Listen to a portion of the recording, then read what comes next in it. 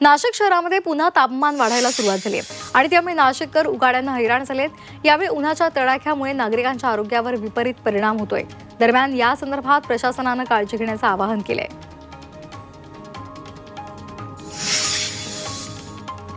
नाशिक जिल्ह्यामध्ये 3 दिवसांमध्ये पाण्याच्या टँकरच्या संख्येमध्ये दुप्पट वाढ झाली आहे। 49 टँकरनं 47 गावं 68 वाड्यांना पाणी पुरवठा केला जातोय।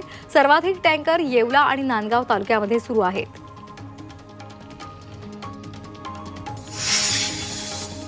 आंबेगाव तालुक्यातील विठलवाडी टाकेवाडी इथे बैलगाडा शर्यत सुरू असताना डोंगर टेकडीला आग लागली।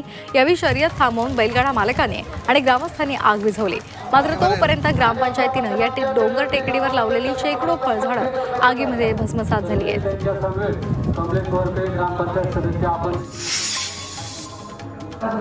देहू रोडच्या मामुर्डी गावामध्ये भैरवनाथ आणि जोगेश्वरी मातेच्या उत्सवाला सुरुवात झाली आहे। या निमित्तानं भैरवनाथ मंदिराला आकर्षक फुलांनी सजवण्यात आले। दरम्यान दर्शनासाठी भाविकांच्या रांगा पाहायला मिळाल्या। शिरूर तालुक्यातील तळेगाव इथे मुळोबा महाराजांचा यात्रा उत्सव पार पडला। यात्रा उत्सवा निमित्तानं मंदिर गाभाऱ्यावर आकर्षक विद्युत रोषणाई करण्यात आली होती। काठी पालखीसह त्याचबरोबर विविध कार्यक्रमांचं आयोजन सुद्धा करण्यात आलंय।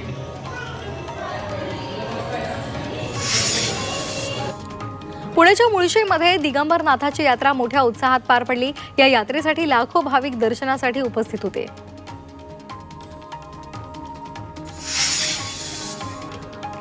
मंत्री संजय राठोड यांनी औंढा नागनाथचं दर्शन घेतलेलं आहे। दुग्धाभिषेक करून राठोड यांच्या हस्ते महापूजा झाली। यावेळी मंदिर संस्थांच्या वतीनं शाल, श्रीफळ आणि पुष्पगुच्छ देऊन त्यांचा सत्कार करण्यात आला।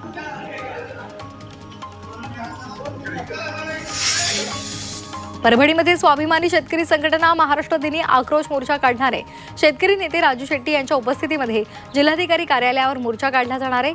शेतकरी आत्महत्याग्रस्त कुटुंबांना न्याय मिळवून देण्यासाठी स्वाभिमानी संघटना आग्रही आहे।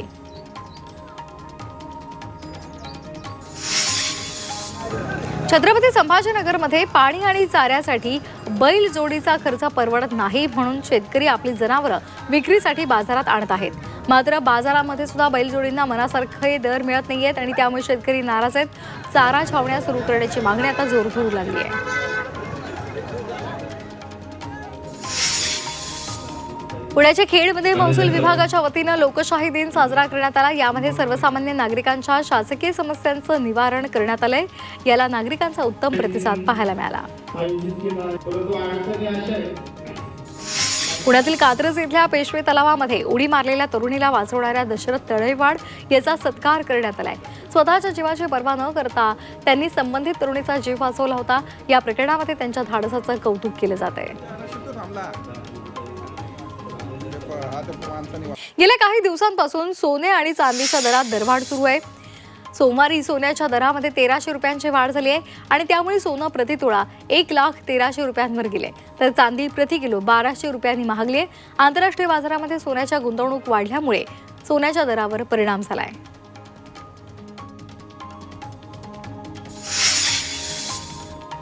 1 मे पासून इस्त्रीचे दर 2 रुपयांनी वाढवण्याचा निर्णय इस्त्री व्यावसायिकांनी घेतलाय आणि त्यामुळे आता शर्ट पॅन्टसाठी 16 रुपये मोजावे लागतील।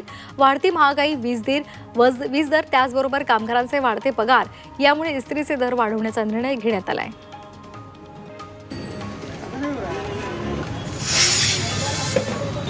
राज्यभरात वाढलेल्या उष्णतेचा फटका भाजीपाल्याला सुद्धा बसतोय आणि त्यामुळे वाढत्या उन्हामुळे भाजीपाला उत्पादनात घट झाली आणि दर वाढू लागलेत। टोमॅटो, काकडी आणि फ्लॉवरसह भाजीपाल्यांचे दर वाढलेले आहेत। त्याचबरोबर फरसबी आणि गवारीचे दर सुद्धा 100 पार पोहोचलेत।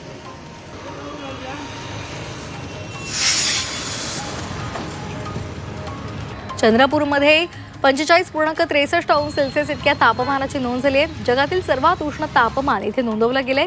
चंद्रपूर नंतर जगामध्ये 3ऱ्या क्रमांकावर जिल्ह्यातील ब्रह्मपुरी हे शहर असून इथे 45 अंश सेल्सिअस इतक्या तापमानाची नोंद झाली आहे। तर अमरावतीमध्ये 44.6 अंश सेल्सिअस इतक्या तापमानाची नोंद करण्यात आली आहे।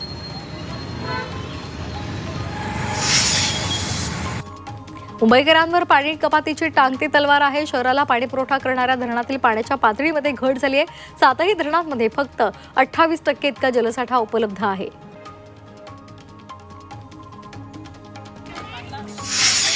नाशिकच्या आदिवासी भागातील नागरिकांना एप्रिल महिन्यामध्येच पाणी टंचाईचा सामना करावा लागतोय। नाशिकच्या पेठ तालुक्यामधील बोरीची बारी या गावामधील विहिरींनी तळ गाठलाय। हंडाभर पाण्यासाठी महिलांना पायपीट करावी लागते।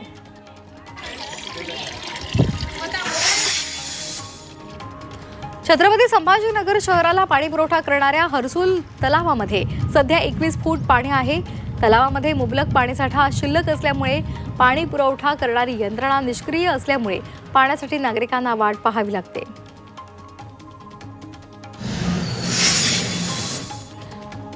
नागपूर शहरामध्ये आज अनेक भागांमध्ये पाणी पुरवठा खंडित असेल। नवेगाव खैरी आणि पेंच जलशुद्धीकरण केंद्रातील उपकेंद्राची देखभाल दुरुस्ती केली जाणार आहे आणि त्यासाठी हा शटडाऊन घेतला जाणार आहे। महाराष्ट्र प्रदूषण नियंत्रण मंडळाने कारखाने, लहान व्यावसायिक आस्थापनं आणि त्याचबरोबर बांधकाम स्थळांना 6 महिन्यांमध्ये 36 नोटिसा बजावल्यात। त्यांना कारणे दाखवा नोटीस बजावण्यात आली आहे।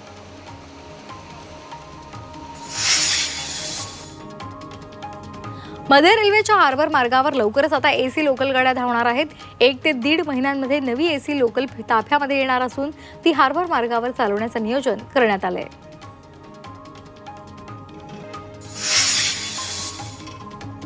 मुंबईमधील रस्ते खड्डेमुक्त करण्यासाठी मोठ्या प्रमाणावर रस्ते काँक्रिटीकरणाचे प्रकल्प हाती घेण्यात आलेत। त्यामुळे यंदा पावसाळ्यामध्ये रस्त्यांवर पडणारे खड्डे भरण्याच्या खर्चामध्ये बीएमसीने 60% कपात केली आहे।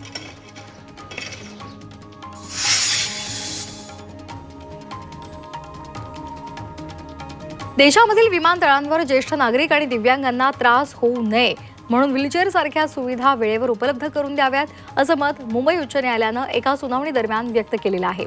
प्रवाशांना पुरेशा सुविधा पुरवण्यामध्ये कमी पडणाऱ्या कंपन्यांवर कठोर कारवाई करा अशा सूचनाही कोर्टानं डीजीसीएला दिलेल्या आहेत।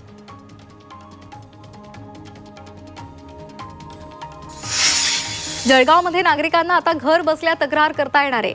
यासाठी जळगाव जिल्हाधिकारी कार्यालयाच्या वतीनं ई-ऑफिस प्रणालीची यंत्रणा तयार करण्यात आली असून त्या संदर्भातली माहिती जिल्हाधिकाऱ्यांनी दिली आहे।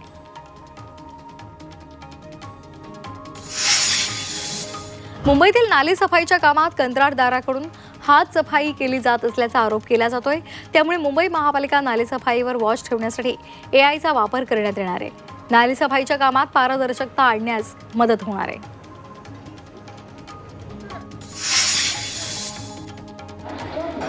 मध्य रेल्वेने फुकट्या प्रवाशांवर कारवाई सुरू केली आहे। यामध्ये 17,37,000 फुकट्या प्रवाशांवर कारवाई झाली आहे। या कारवाईमध्ये फुकट्यांकडून 74 कोटी 14 लाख रुपयांचा दंड वसूल करण्यात आला आहे।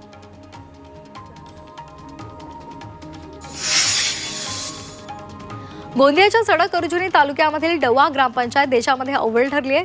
डवा ग्रामपंचायतीला राष्ट्रीय पंचायत पुरस्कार जाहीर झालाय। या ग्रामपंचायतीला 1 कोटी रुपयांचा पुरस्कार मिळालाय। या ग्रामपंचायतीने हवामान बदलाचे दुष्परिणाम रोखण्यासाठी उल्लेखनीय काम केलंय।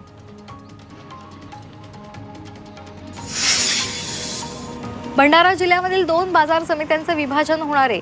साकोली आणि मोहाडी या 2 बाजार समित्या आता नव्यानं अस्तित्वामध्ये येणार आहे आणि त्यामुळे आता या तालुक्यामधील शेतकऱ्यांना त्यांच्या शेतमालाला विक्रीसाठी स्थानिक पातळीवरच सक्षम आणि सुव्यवस्था मिळणार आहे।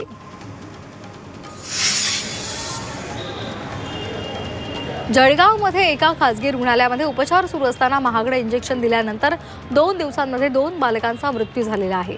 डॉक्टरांच्या हलगर्जीपणामुळे बालकांचा मृत्यू झाल्याचा आरोप कुटुंबियांनी केलाय, तर डॉक्टरांवर कायदेशीर कारवाई करावी अशी मागणी केली जाते। राज्य मंत्रिमंडळाची दुपारी महत्त्वाची बैठक होणार आहे। या बैठकीमध्ये राज्यातील पाणी टंचाईवर चर्चा होणार असल्याची माहिती मिळते। सोबतच्या आजच्या या बैठकीमध्ये कुठले मोठे निर्णय घेतले जातात याकडे सुद्धा लक्ष असेल।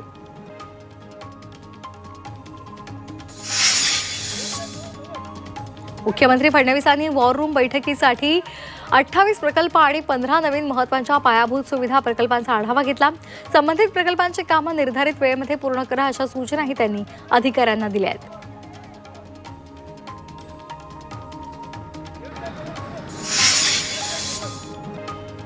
राष्ट्रवादी अजित पवार गटाचे झिशान सिद्दीकी यांना पुन्हा एकदा जीवे मारण्याची धमकी आली आहे। त्यांना ईमेलद्वारे ही धमकी देण्यात आलेली आहे। दरम्यान झिशान सिद्दीकी यांच्या निवासस्थानी पोलीस अधिकारी दाखल झाले असून धमकी नेमकी कुणी दिली या संदर्भातला तपास केला जातोय। धमकी देणाऱ्यांना सिद्दीकींकडे 10 कोटी रुपयांची खंडणी सुद्धा मागितली आहे।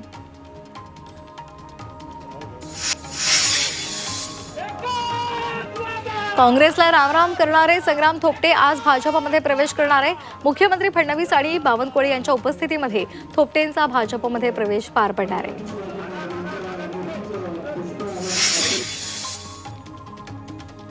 अमरनाथमधील उद्योजक विश्वनाथ पनवेलकर यांच्या घरावर गोळीबार प्रकरणामध्ये पनवेलकरांनी किसन कथोरे यांच्यावर गंभीर आरोप केलेत। चिंचवली इथल्या खदानीच्या वादातून हा प्रकार घडलेला आहे। गोळीबारामागे बदलापूरच्या आमदारांचा हात असल्याचा आरोप पनवेलकरांनी केलाय। मात्र आमदार किसन कथोरे यांनी हे आरोप फेटाळलेत।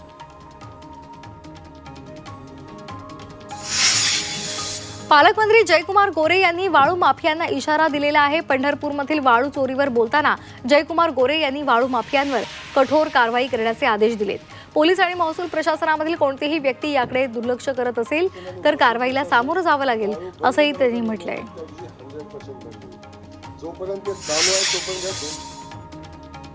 सरपंच संतोष देशमुख हत्येला 133 दिवस पूर्ण झालेले आहेत। मात्र तरी सुद्धा आरोपी कृष्णा आंधळे पोलिसांना सापडलेला नाही।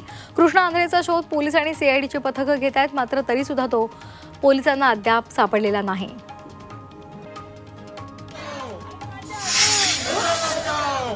लोणावळ्यामध्ये अंमली पदार्थांची विक्री पान टपऱ्यांमधून होत असल्याचं समोर आलेलं आहे। त्या संदर्भातले आरोप नागरिकांनी केलेले आहेत। याबाबत नागरिकांनी पुणे ग्रामीण पोलीस अधीक्षकांकडे लेखी तक्रार दाखल केली आहे। गुटखायुक्त पानांच्या टपऱ्यावर तत्काळ बंद करण्याची मागणी त्यांनी केलेली आहे। जळगावमध्ये मनसेने जिल्हा परिषदेसमोर निदर्शनं केलेली आहे। हिंदी भाषेच्या सक्तीविरोधात ही निदर्शनं करण्यात आली। बँक आणि केंद्र सरकारच्या कार्यालयांमध्ये हिंदी भाषेतील व्यवहार खपवून घेतले जाणार नाही, अन्यथा तीव्र आंदोलन करू असा इशारा देण्यात आला आहे। सांगली जिल्हा परिषदेच्या कारभाराविरोधात मिरजमधील बेडक ग्रामस्थांनी बेमुदत आमरण उपोषण सुरू केले। जिल्हाधिकारी कार्यालयासमोर ग्रामपंचायत सदस्य आणि ग्रामस्थांनी जिल्हा परिषदेच्या अनागोंदी कारभाराचा निषेध नोंदवलाय। या आंदोलनाची दखल जनसुराज्य शक्ती पार्टीने घेतलेली आहे।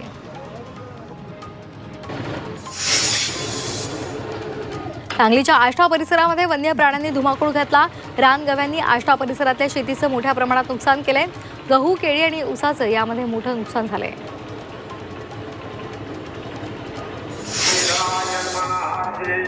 सांगलीच्या आटपाडी तालुक्यातल्या खरसुंडीच्या यात्रेला सुरुवात झाली आहे। सिद्धनाथ पालखीनं नाथ जोगेश्वरी विवाह सोहळा संपन्न झालाय। राज्यासह कर्नाटक आणि त्याचबरोबर आंध्र प्रदेशमधून मोठ्या संख्येनं भाविक या ठिकाणी दाखल होत असतात।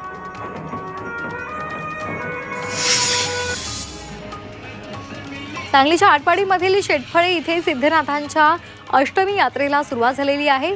2 दिवस पार पडणाऱ्या यात्रेसाठी भाविकांची मोठी गर्दी पाहायला मिळते। सांगलीच्या शिराळा तालुक्यातल्या बिळाशी इथे भैरवनाथ यात्रेनिमित्तानं कुस्ती स्पर्धेचं आयोजन करण्यात आलं होतं। या कुस्ती मैदानामध्ये 50हून अधिक कुस्त्या पार पडलेल्या आहेत। शिराळ्याचे आमदार सत्यजित देशमुख यांनीही यावेळी उपस्थिती लावली।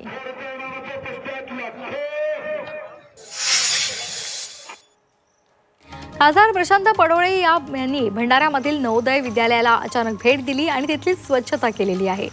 नवोदय विद्यालयामध्ये पाण्याच्या अभावामुळे स्वच्छता करण्यात आलेली नव्हती, मात्र पडोळे यांनी तिथे स्वच्छता केली आहे। डॉक्टर सुभाष कोंडावार यांनी नागपूर विद्यापीठाच्या प्रभारी कुलगुरू पदाचा पदभार स्वीकारलाय। विद्यापीठाच्या प्रत्युत्तर भौतिकशास्त्र विभागामध्ये वरिष्ठ प्राध्यापक म्हणून ते कार्यरत आहेत।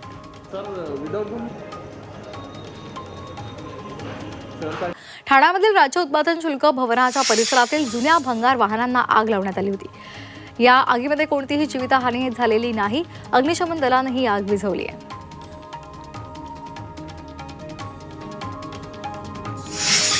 भंडाऱ्यामध्ये ट्रकनं दुचाकीला धडक दिली। लग्न समारंभासाठी रायपूर इथे दुचाकीनं जात असलेल्या जोडप्याला ट्रकनं मागून धडक दिल्यामुळे हा अपघात झाला। यामध्ये महिलेचा उपचारादरम्यान मृत्यू झालाय, तर पतीसह 2 वर्षीय मुलगा जखमी झालाय।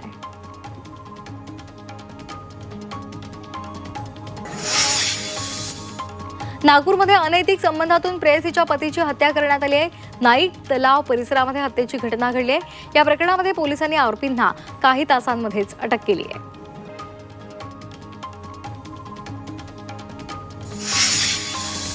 पुण्याच्या धायरीमध्ये नकली पिस्तूलचा धाक दाखवत सराफा दुकानातील कामगारांनी दरोड्याचा बनाव केलेला आहे। विशेष म्हणजे सराफा दुकानदारांनाच कामगारांना बनावट दागिने चोरायला सांगत दरोड्याचा बनाव करायला सांगितला। कर्जबाजारीपणाला कंटाळून स्वतःच्या सराफा दुकानावर दरोडा टाकायला त्यानं लावला।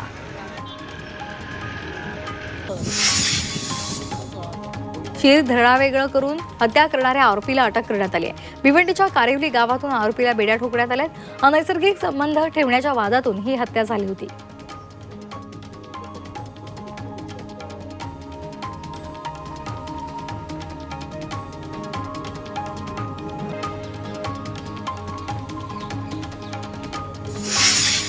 भंडाऱ्यामध्ये सहकारी संस्थेच्या सचिवानं शेतकरी पुत्राला मारहाण केल्याचा प्रकार समोर आलाय। भंडाऱ्याच्या लाखनी तालुक्यातील धक्कादायक घटना। पैशाच्या वादातून लाथाबुक्क्यांनी मारहाण झाली आहे। या प्रकरणी लाखनी पोलिसांमध्ये तक्रार दाखल करण्यात आली आहे। झारखंडमधील बोकारो जिल्ह्यामध्ये सोमवारी सीआरपीएफ, कोब्रा कमांडो आणि राज्य पोलिसांनी केलेल्या संयुक्त कारवाईमध्ये 8 नक्षलवाद्यांचा खात्मा करण्यात आला। या घटनेमध्ये 1 कोटी रुपयांचं इनाम असलेला प्रयाग मांझी हा नक्षलवादी ठार झालाय। छत्रपती संभाजीनगर शहराचं तापमान 41 अंश सेल्सिअसवर आहे। वाढत्या तापमानाचा नागरिकांसह वन्य प्राण्यांना सुद्धा फटका बसतोय। सिद्धार्थ उद्यानामधील वाघोबांना उकाड्यापासून दिलासा मिळावा यासाठी त्यांना अंघोळ घालण्यात आली।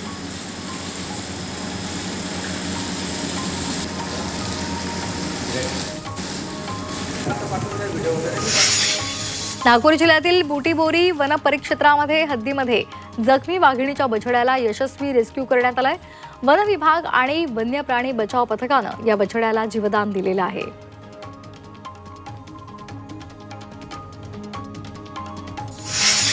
साताऱ्यातील फलटण शहरामध्ये जैन समाजाच्या वतीनं निषेध मोर्चा काढण्यात आला। मुंबईच्या विलेपार्ले इथल्या जैन मंदिराचं बांधकाम पाडल्याच्या निषेधार्थ हा मोर्चा काढण्यात आला। या प्रकरणामध्ये चौकशी करून संबंधितांवर कारवाई करावी अशी मागणी केली जाते।